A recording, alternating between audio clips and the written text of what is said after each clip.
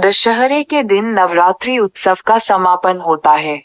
इस दिन 9 दिनों के युद्ध से थकी हुई देवी दुर्गा विश्राम के लिए सो जाती हैं और आश्विन मास के शुक्ल पक्ष की चतुर्थी को देवी दुर्गा अपनी निद्रा से जाग उठती हैं।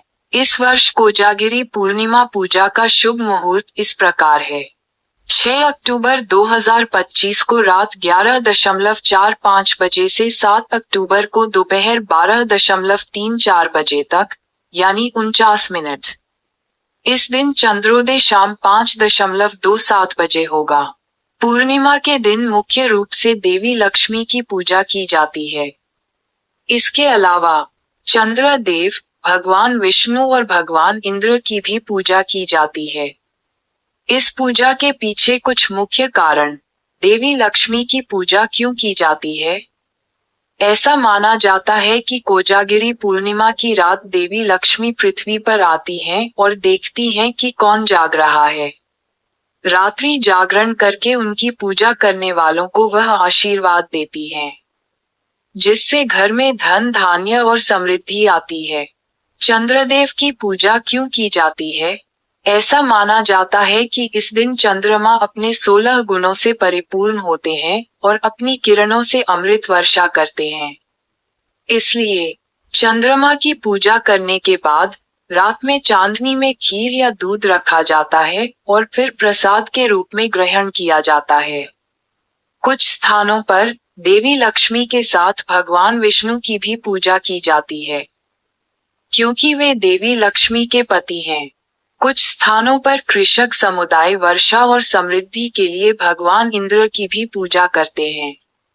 कोजागिरी पूर्णिमा का पौराणिक महत्व यह है कि कोजागिरी पूर्णिमा आश्विन मास के शुक्ल पक्ष की पूर्णिमा को पड़ती है और ऐसा माना जाता है कि इस रात देवी लक्ष्मी पृथ्वी पर आती हैं। मध्यरात्रि में देवी माँ देखती हैं कि कौन जाग रहा है और इससे देवी अपने भक्तों की भक्ति की परीक्षा लेती हैं।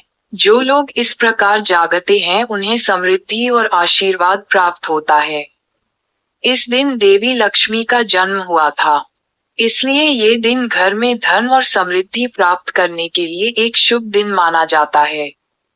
पितृपक्ष के बाद कोजागिरी पूर्णिमा आने का अर्थ है कि पितरों के लिए चंद्रमा तक पहुंचने का मार्ग सुगम हो जाता है और ऐसा माना जाता है कि दिव्य प्रकाश के माध्यम से उनकी विदाई होती है।